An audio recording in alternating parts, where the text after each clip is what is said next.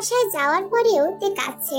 Jungkook যে তাকে ভালোবাসে এটা ছোট্ট তেও বুঝতে পেরে গেছে। বেগম ধীর পায়ে জিমিনের রুমে ঢুকে। অনেকদিন ধরে অফিস থেকে কানাডায় লোক নেওয়ার কথা হচ্ছিল। বেগম নিজেও অ্যাপ্লিকেশন করেছে।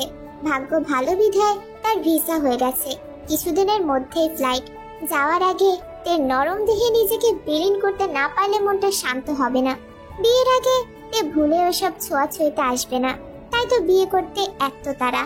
সে থাকতে তেকে জাঙ্কুক ভোগ করবে এটা ভাবলেই বেগমের পরাজয়ের ব্যথা অনুভব করে। জাঙ্কুক জিতে যাবে আর সে হেরে যাবে এটা কখনোই হবে না। তে বিছানায় উপর হয়ে শুয়ে নিঃশব্দে কাঁদছে। বেগমের উপস্থিতি সে টের পায়নি। বেগম তার চোখ দিয়ে তার শরীরটা গিলে খেতে চায়।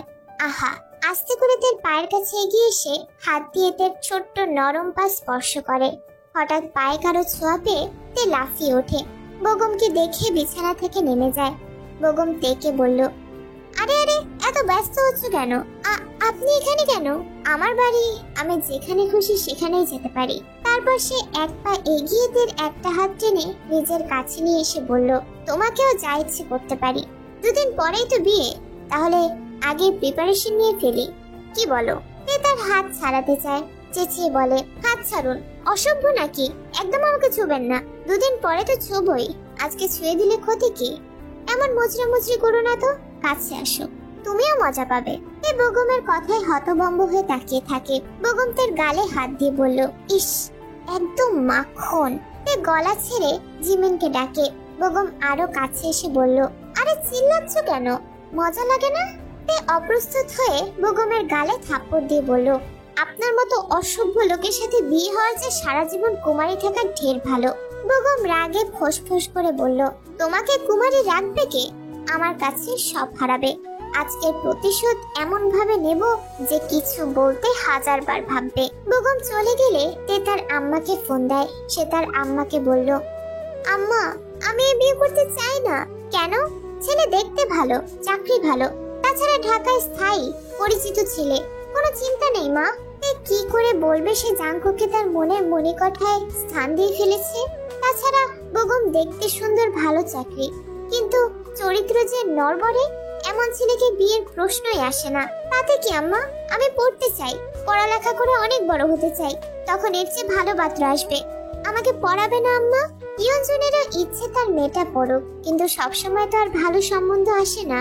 তাই ভেবেই সে বললেন, আচ্ছা আমি তোর আব্বাকে বলে দেখি। তে কান থেকে ফোনটা নামিয়ে রাখে। জিমিন ধীর পায়ে রুমে আসে। তের দিকে অসহায় চোখে তাকিয়ে বলল, তে দাদি ডাকছে। তে সিদ্ধান্ত নেয় সে তার মতামত জানাবে। সে যেন প্রস্তুত এমন ভঙ্গিমায় উঠে দাদির রুমের দিকে যায়। ইয়েজি তেকে দেখে বলল, এই যে সুন্দরী কমলা, আমার নাতির মন গায়রা তো ঘুম হারাম করে দিচ্ছেন। দাদির পাশে বসা বেগমের দিকে তাকাতেই তের ঘৃণা লাগছে। দাদির দিকে তাকিয়ে আগের কথাগুলো না শোনার ভঙ্গিতেই বলল, ডেকেছিলেন দাদি? ইয়েজি পরম স্নেহে তের হাত ধরে বলল, ডাকুম না? কদিন পরে আমার নাত বউ হইবা, তোমারে না ডাকলে ডাকমু কারে? ও দেহি। তে শান্ত চোখে ইয়েজি বেগমের দিকে তাকিয়ে থাকে। জিমিনের থেকে খবর পেয়ে জিন শাশুড়ির রুমে আসে। ওনার পিছু পিছু বাড়ির পুরুষ সদস্য সহ সবাই আসে। ইয়েজি তেকে বলল, আমার নাতিরে কেমন লাগে? পছন্দ হয়? আমরা কিন্তু তোমাদের বিয়ার কথা ভাবতাছি। এখন বলো তোমার মতামত কি? তে এক পলক বেগমের দিকে তাকিয়ে নেয়। ছোট্টদের বুকটা কাঁপছে। কথা বলতে গিয়ে গলা শুকিয়ে যাচ্ছে, কিন্তু তাকে কথাগুলো বলতেই হবে। হোক একটু অপমানিত, একটু বেয়াদব, কিন্তু সারা জীবন অপমানিত হওয়ার চেয়ে এখন একটু অপমানিত হওয়া ঢের ভালো। একটু বেয়াদব হওয়া অনেক ভালো। তে সাহস করে বলল, দাদি বেয়াদবি নেবেন না। আসলে আমি এখনই বিয়ে করতে চাইছি না। আমি অনেক পড়তে চাই। আর গ্রামে আমাকে নিয়ে কি সমস্যা হয়েছে তা তো জানেনি। আর ওই ছেলেও কিন্তু খারাপ না, এমপির ছেলে। আমার আম্মা আব্বা আমার ইচ্ছার কথা জানে বলেই এত তাড়াতাড়ি বিয়ে দিতে চাইনি। তাই বলে কি এখনই বিয়ে করতে চাইছি না আমি। দয়া করে আপনি কষ্ট পাবেন না। ইয়ে যে অবাক হয়ে তের দিকে তাকিয়ে থাকে। এই মেয়ের এত সাহস, ওনার মুখের উপর কথা বলে। উনি গম্ভীর গলায় বলল, বিয়ার পরেও পড়বা। আমরা কি মূর্খ ফ্যামিলি যে বউরে ঘরে বসায় রাখবো? তুমি যত ইচ্ছা পড়বা। তে আস্তে করে বলল, আমি বিয়ে করতে চাই না, দয়া করে আপনারা আমাকে জোর করবেন না। বেগম তেরে কিছু বলতে গিয়েও ইয়েজির বাধায় থেমে যায়। ইয়েজি বলল, বেগম ভালো ছেলে। তে বেগমের দিকে তাকিয়ে হাসার চেষ্টা করে বলল, অন্য জায়গায় মেয়ে দেখুন, ভালো ছেলের জন্য নিশ্চয়ই ভালো মেয়েও পাবেন। আমি তোমাকেই বিয়ে করব, তারপর তোমার এই দেমাগ ছোটাবো। জাঙ্কুক এতক্ষণ তার মা বাবার সাথে তের বিয়ে নিয়ে তর্কাতর্কি করছিল। জিমিনের কথা শুনে এসে বাইরে দাঁড়িয়ে সবার কথা শুনছিল। তের কথা শুনে মনে মনে সে তেকে বাহবা দেয়। সে ভেবেছিল নিজে ইয়েজির সাথে কথা বলবে, কিন্তু তার আগে তে নিজের মনোভাব প্রকাশ করে দিয়েছে। কিন্তু এখন বেগমের উগ্র কথা শুনে নিজেকে আর আটকে রাখা গেল না। সে আস্তে করে দাদির রুমে ঢুকে যায়। বেগমের দিকে তাকিয়ে সে বলল, শোনোনি, তেজে বিয়ে করতে রাজি না? তাহলে এত কথা বলছো কেন? আর কিসের দেমাগ ছড়াতে আসো? জোর করে বিয়ে করবে নাকি? আগুনে ঘি পড়ে যেমন ধপধপ করে আগুন জ্বলে ওঠে, জাঙ্কুককে দেখে বেগম ঠিক তেমন করেই রেগে যায়। দরকার হলে জোর করেই বিয়ে করব, আমি তো হতে দেব না। বাচ্চা একটা মেয়ের সাথে তোমার বিয়ে? আল্লাহ, কি বলো তুমি? পাগল হয়ে গেছো? ও আচ্ছা, তে বাচ্চা, তাহলে তুই কেন তোর পেছনে ঘুরিস বলতো? আরে ভাই, কি বলো তুমি? ও আমার খালাতো বোন লাগে না? দাদি, আমি তেকেই বিয়ে করব, ব্যাস। বিয়ে করার হলে আমি তো করতে পারি, খালাতো বোন আমার, তাই হকটাও আমারই বেশি। তে দুজনের দিকে ভ্যাবলার মতো তাকিয়ে থাকে। মানে তাকে কে বিয়ে করবে এটা নিয়ে কথা হচ্ছে? আমি কাউকে বিয়ে করব না। আমাকে খবর দিয়েছি, কালকে আমাকে নিয়ে যাবে, এটাই ভালো হবে। মেয়ে যেহেতু রাজি না, তোমরাও আর জোর করতে পারো না। সবগুলোই বেয়াদব। যাও, যে যার ঘরে যাও। সবাই রুমে চলে যাওয়ার পরে জিন তার বোনকে ফোন করে বিস্তারিত খুলে বললেন।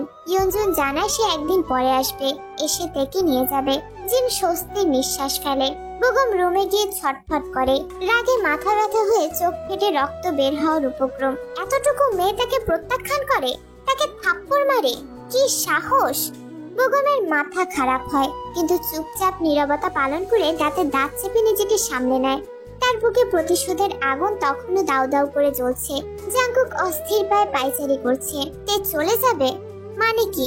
জাঙ্কুক বিছানায় বসে ভাবে কিভাবে তের যাওয়া আটকানো যায়। বেগম এত কিছু এত সহজে মেনে নেওয়ার ছিল না। তাহলে জাঙ্কুক বেগমকে নিয়ে ভাবে সে কি অন্য কোনো ফোন দিয়ে আসছে? এর পরের দিন বাসার সবাইকে জিহপের একজন বন্ধু দাওয়াত করে গিয়েছে।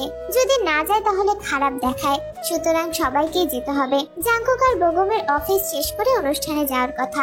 বাসার সবাই গেলেও তে গেল না। সবাইকে বলল তার ভালো লাগছে না, তাই সে যাবে না। আসলে ওদের মনটা ভালো না, কেন যেন মনটা ভারাক্রান্ত হয়ে আছে। সন্ধ্যা হতেই কলিং বেল বাজে। তে ভাবে এই সময় কে আসবে। সে দরজা খুলে না, কিন্তু অপর প্রান্তের লোকের বুঝি খুব তাড়া। একটানা কলিং দিয়েই যাচ্ছে। তে ধীর পায়ে দরজা খুলে দেখে বেগম দাঁড়িয়ে। বেগমকে দেখেই তের ভয় হাত পা ঠান্ডা হয়ে আসে। এখন বাসায় কেউ নেই। বেগমের তো দাওয়াতে থাকার কথা, কিন্তু বেগম যে বাসায়। তে বেগমের দিকে তাকায়। বেগম তার দিকেই তাকিয়ে আছে, মুখে তার মুচকি হাসি। তে মনে মনে বিপদের আশঙ্কা করে জিমিনের রুমের দিকে দৌড় দেয়, কিন্তু সফল হয় না। তার আগেই একজোড়া বলিষ্ঠ হাত তাকে আষ্টে পৃষ্ঠে জড়িয়ে ধরে। বেগমের মতো বলিষ্ঠ ছেলের সাথে অল্প বয়সী তে পেরে ওঠে না। হাত পা ছুঁড়ে নিজেকে মুক্ত করতে চায়। এলোপাথারি বেগমকে থাপ্পড় মারে। বেগম থেকে পাজা কোলে করে তার রুমে নিতে নিতে দাঁতে দাঁত চেপে বলল, খুব তেজ না? আজকে আমিও দেখব এই শরীরে কত তেজ। বেগম তেকে বিছানায় নিয়ে ফেলে বিছানার পাশে দাঁড়িয়ে গায়ের শার্ট খুলতে থাকে। সম্ভাব্য পরিস্থিতি টের পেয়ে তের কলিজা শুকিয়ে যায়। মনে মনে সৃষ্টিকর্তাকে ডেকে সাহায্য চায়। বিছানা থেকে উঠে দরজার দিকে ছুটে যায়। বেগম খপ করে তের হাতটা ধরে দেয়ালে চেপে ধরে। তে কান্না করে দেয়, চোখের পানি নদীর মতো ছুটছে। কাঁদো কাঁদো গলায় বলল, আল্লাহর দোহাই লাগে ভাই, এমন কাজ করবেন না। একবার, মাত্র একটাবার তোমার শরীরটা দাও, আমি কাউকে কিছু বলবো না, এমনকি আমাকে বিয়েও করতে হবে না। তুমি যা চাও তাই হবে। বেগমের কথাইতে মুখ কুঁচকে ফেলে। বেগমকে ঠেলে সরাতে চায়, বেগম সরে না, নিজেকে তের মাঝে হারিয়ে দেয়। তে তখনও চাইছে নিজেকে রক্ষা করতে। বেগম তের চুলের মুঠি ধরে বলল, আমাকে থাপ্পড় দাও, আজকে বুঝবে আমি কি জিনিস। খালি ফ্ল্যাটে তেকে কেউ রক্ষা করতে আসে না, আসে শুধু ঘুরে ফিরে তার নিজেরই আত্মচিৎকার। তে গলা ছেড়ে কাঁদে।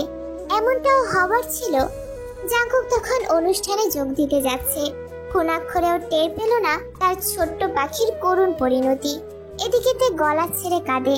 শারীরিক সুখ তখনই আনন্দদায়ক হয় যখন মানুষটা আপন, একান্ত প্রিয় কেউ হয়।